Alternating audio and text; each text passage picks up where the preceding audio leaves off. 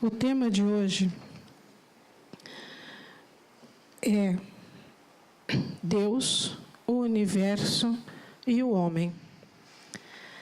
Para conversar com vocês sobre isso, eu consultei as seguintes obras: a Gênese de Kardec, o Livro dos Espíritos de Kardec, o livro A Caminho da Luz, Emmanuel Chico Xavier, e o livro de Richard Simonetti, A Presença de Deus. Então,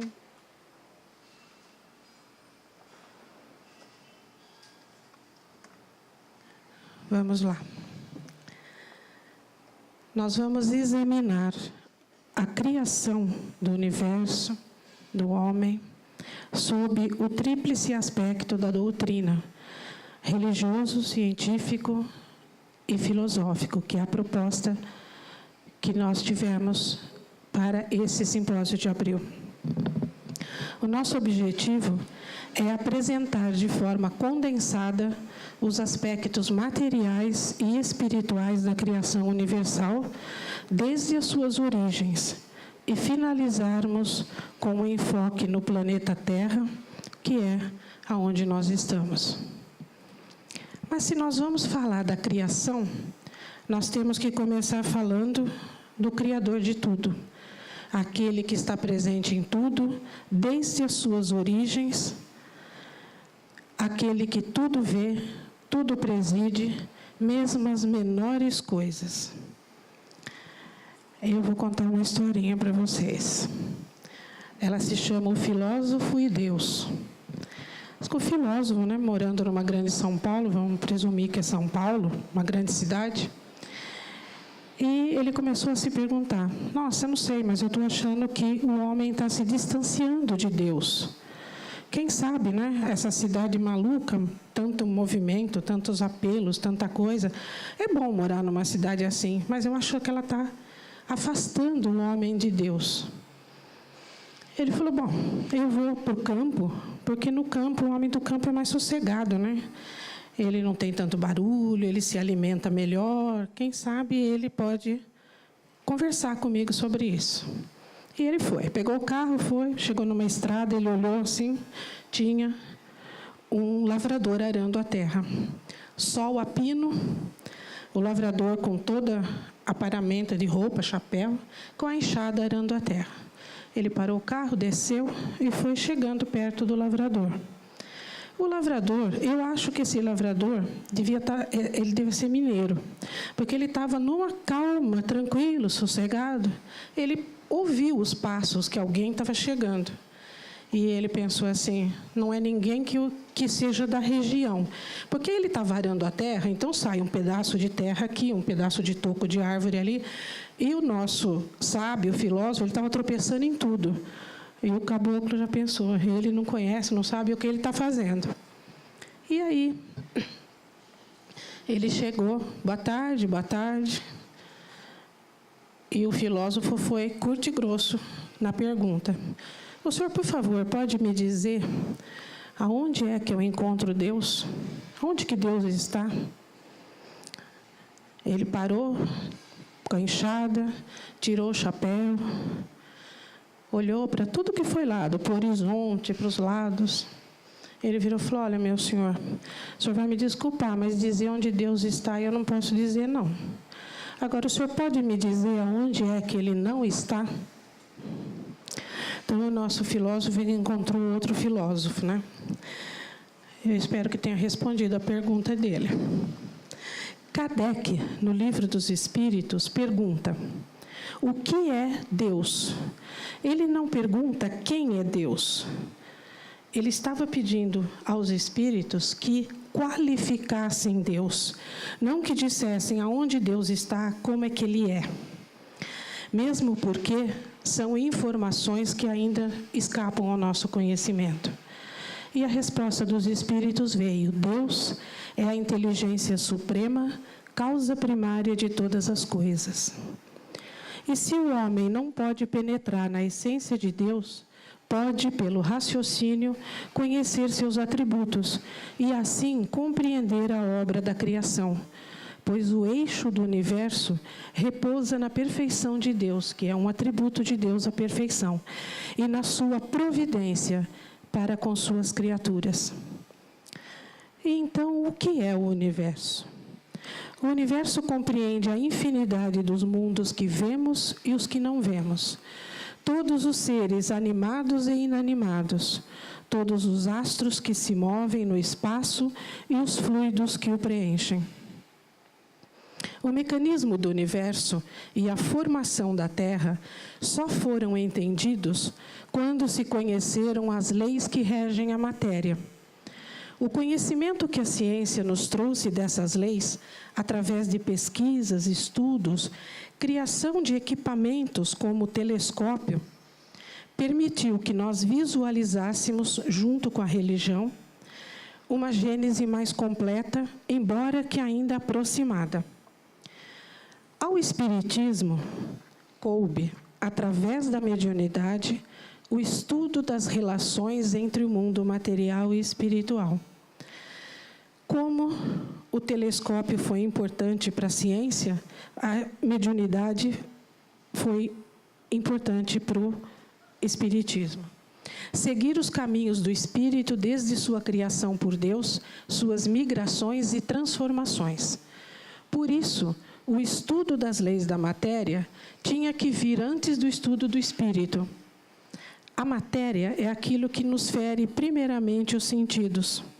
Então, quando nós começamos a entender o que era aquilo, as leis que regiam a matéria, e entender, foi muito mais fácil depois entender aquilo e acreditar naquilo que a gente não vê.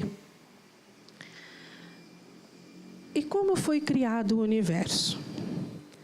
A ciência, através das pesquisas, sugere, e essa é a hipótese mais provável, mais aceita hoje, que houve um momento em que toda a matéria existente estava tão incrivelmente comprimida que poderia ter a forma de um minúsculo ovo. Há aproximadamente 15 bilhões de anos, houve o que os cientistas chamam de Big Bang.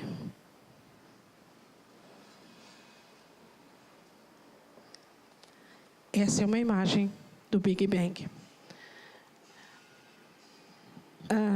Não apropriadamente, Big Bang, uma grande explosão.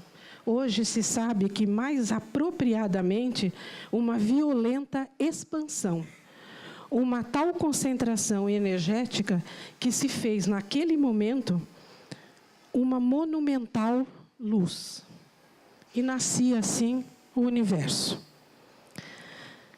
Na Bíblia, nós temos uma imagem poética, bonita. Deus disse, faça-se a luz, e a luz se fez. João, agora falando já da Bíblia, em seu Evangelho, ele diz, no princípio era o Verbo, e o Verbo era Deus. Referindo-se aqui, verbo, como a palavra, a capacidade de verbalizar o pensamento. A vontade de Deus, plena de concretização e sabedoria, determinou que o universo evoluísse de acordo com um conjunto de leis. E assim aconteceu. Tudo o que aconteceu depois do Big Bang obedecia uma ordem, era tudo rigorosamente ordenado.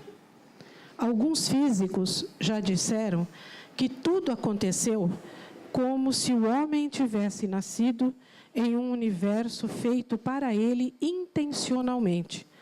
Como quando a gente prepara o quartinho quando o nenê vai chegar, Com todo amor, todo carinho, com tudo que o bebê vai precisar. Portanto, alguns físicos também dizem que a criação ter sido obra do acaso, como alguns postulam, é praticamente nula. Mas, assim mesmo, os cientistas pouco ou nada sabem como e por que essa energia liberada após o Big Bang se transformou em matéria. No Velho Testamento está, no princípio, Deus criou o céu e a terra. E aí, nós nos lembramos de Moisés, Deus criou a terra em 6 dias. O primeiro dia criou o céu, a luz, depois o céu, as plantas, o sol, a lua, as estrelas, os animais, o homem. E no 7º dia, Deus descansou. Jesus disse para nós que Deus, o Pai, não descansa. Ele continua trabalhando e criando. Mas, nos primeiros capítulos de Gênesis, o primeiro livro da Bíblia, isso que Moisés relata é simbolicamente as origens do céu e da terra e de tudo que há neles. Também relata a formação do homem e a sua queda do paraíso. Só que a Terra tem perto de 4 bilhões e 500 milhões de anos. Bem mais nova que o universo, 15 bilhões. A cronologia bíblica sugere que suas criações foram simultâneas, o universo e a Terra juntos, há cerca de 5.000 anos. A ciência nos comprovou o equívoco por fósseis de animais e de homens de muito antes dessa data de 5.000 anos. Mas Kardec nos diz que nós não devemos rejeitar a Gênese bíblica. Nós devemos, sim, estudá-la e procurar o sentido oculto que há nelas, com o auxílio da razão e da ciência. E nós nos lembramos a expulsão de Adão e Eva do paraíso. Eva, tentada pela serpente, até que esse paraíso está bonitinho, né? Eva, tentada pelo paraíso, para oferecer o fruto da árvore proibida para Adão. E Eva, né, toda faceira, persuasiva, ela conseguiu o intento, fez com que Adão caísse em tentação. Só que, assim fazendo, eles desobedeceram à condição imposta por Deus para que eles vivessem no Éden, no paraíso. Sem doença, sem morte, sem problemas, sem contas para pagar. Será que eles comendo o fruto dessa árvore proibida, essa árvore era a sabedoria? Então, vocês ficam aqui tranquilos enquanto não se atrevem a pensar e a questionar. Eva, tentada pela serpente, conseguiu que eles decidissem conhecer o certo e o errado. E isso ocasionou para eles a expulsão do paraíso. Não será essa uma alegoria para aqueles exilados que vieram de um sistema distante, de uma constelação distante, de Capela, quando, na época que a Terra ainda era um planeta primitivo, ainda se formando as primeiras ajuntamentos, as primeiras aglomerações de seres, né? O planeta deles estava para terminar um longo ciclo de aperfeiçoamento, igual o nosso, mais ou menos, está passando nesta fase agora. Mas, ainda lá, existiam alguns espíritos rebeldes, dificultando essa transição. E aí, no cosmos, né, no espaço, se reuniram grandes espíritos e decidiram colocar esses que habitavam esse planeta de Capela, esse local, aqui na Terra, com o intuito que eles alavancassem o nosso progresso. Eles eram altamente de civilização, tinham medicina avançada, tinham a moral, ainda estava necessitando de acertos. Então, quem sabe são essas raças adâmicas que Emmanuel nos fala no livro A Caminho da Luz. Aqui eles ficaram por milênios, saudosos da casa, né? Daquele mundo tão diferente do nosso aqui, tão primitivo ainda. Então, os expulsos do paraíso. Ainda no Velho Testamento está: No princípio, Deus criou, já falei isso, né, o céu e a terra. O Espiritismo vem nos ajudar na elucidação desse no princípio, Deus criou o céu e a terra. No início, surgiram o princípio espiritual e o princípio material. Espírito e matéria são os dois elementos gerais do universo. A matéria não pensa. O corpo físico, o corpo sem o espírito, é um mero aglomerado de células, magnífico, mas um aglomerado de células, cada uma com a sua especificação, que vão se desintegrar, vão devolver a terra ao pó. Deus criou os espíritos simples e sem conhecimentos. Criou os mundos materiais para que ali, estagiando, esse princípio inteligente evoluísse pouco a pouco para a sabedoria. E aí a gente vê o sentido da criação. Mundos materiais, mundos com o princípio espiritual. Um interagindo constantemente com o outro, sendo que o pré-existente é o mundo espiritual. Sem a interação matéria e espírito, não haveria o desenvolvimento mental que retirou o homem do fundo das cavernas para a civilização tecnológica. O Homo sapiens, que há muito domina a Terra, é apenas uma manifestação do Espírito Eterno que intelectualiza a matéria em favor de suas experiências evolutivas nos domínios da carne. Então, agora, nós vamos falar um pouquinho da Terra.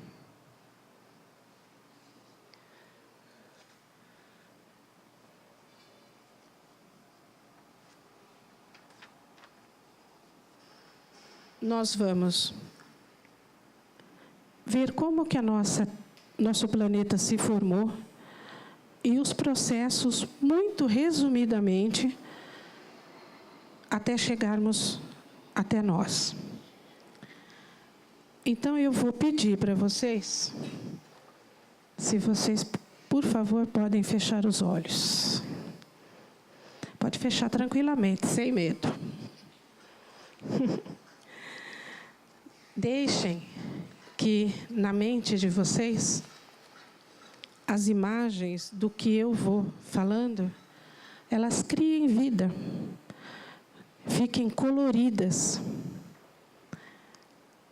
E essa nossa mentalização, essa nossa visualização, vai ser a partir de quando Deus retirou de uma nebulosa, uma massa de gás resultante da explosão do Big Bang, um bloco de matéria informe, a entregou a Jesus, que chamou ao seu concurso engenheiros para que formassem um lugar para abrigar os seres que aqui evoluiriam.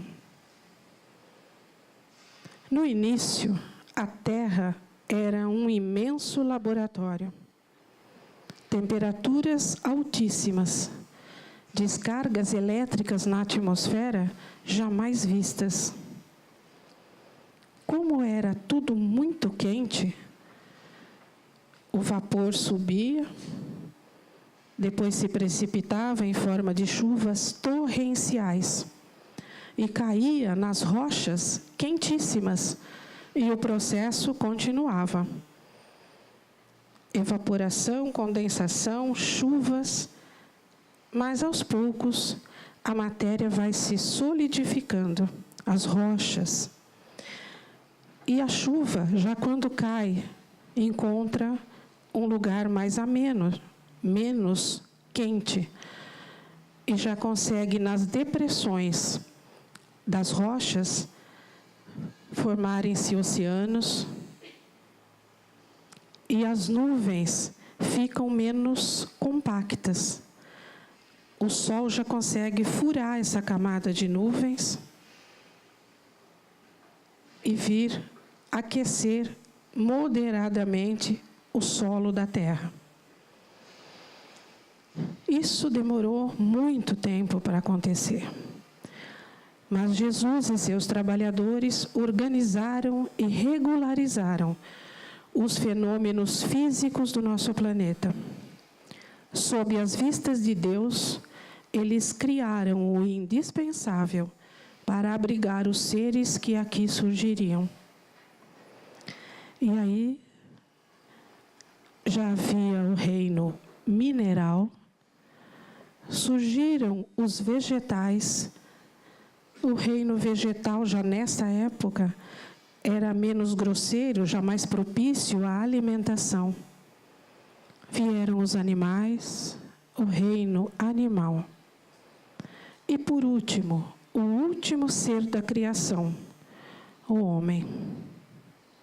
Um homem primitivo ainda, que, sofrendo os processos de aperfeiçoamento da natureza, eles foram ajeitando a vestimenta apropriada para cobrir o espírito simples e ignorante que aqui encarnaria. E assim, ao longo de incontáveis encarnes e desencarnes, esse princípio espiritual foi adquirindo experiência, armazenando conhecimentos. Ele foi assim transformando o corpo animalizado que ele ocupava num corpo humano mais bonito. E esses corpos, no ritmo natural, procriando, deram origem à nova espécie, a espécie humana. Aí, o nosso reino hominal, trazendo o espírito para a evolução. Enquanto o princípio inteligente, ele vai continuar estagiando nos reinos da natureza, mesmo após o surgimento do homem. Assim, a evolução se deu e se dá em todos os reinos da natureza. A humanidade progrediu e continuamos progredindo, evoluindo até alcançarmos o reino angelical, evoluindo até alcançarmos a perfeição máxima em relação a Deus. Agora eu peço aqui, por favor, podem abrir os olhos. Todos aqui, essa imagem de Jesus cuidando de nós, governando esse planeta, é uma segurança muito grande. Nós não sabemos muitas coisas ainda. Nós não sabemos a data, o local onde apareceu o verdadeiro tipo humano, aonde se deu essa transição. Mas nós confiamos em Jesus, porque em determinado ponto da nossa história, ele veio até nós. E ele veio dizer para nós que tudo o que foi criado por Deus, pelo amor de Deus. E Jesus, então, nos diz que nós poderemos fazer o que ele fez ou mais. Que nós, um dia, poderíamos criar. E o que nós temos que fazer, então? É continuar firmes na nossa evolução, em conhecimentos, em moral, para que um dia, adquirindo conhecimentos, nós possamos ser co-criadores, sempre às vistas de Deus. A doutrina, ela nos diz quem somos, de onde viemos, o que estamos fazendo aqui e para onde nós vamos. Então, nosso caminho está bem mais fácil, né? É só pôr mãos à obra e seguir.